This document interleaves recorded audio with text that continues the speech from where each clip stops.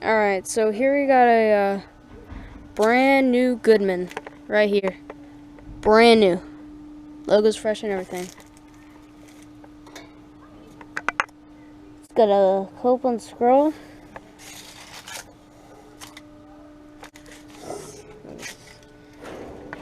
Pretty sure that's a Copeland scroll. Yeah, that's a Copeland scroll. Not sure what motor that is. It's 14 to 15 SEER. It has not been running. Oh, it's actually not from 2022. It's from 2021, and it's a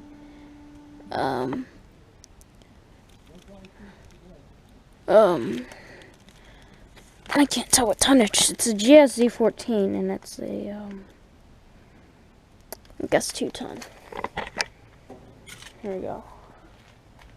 Alright, so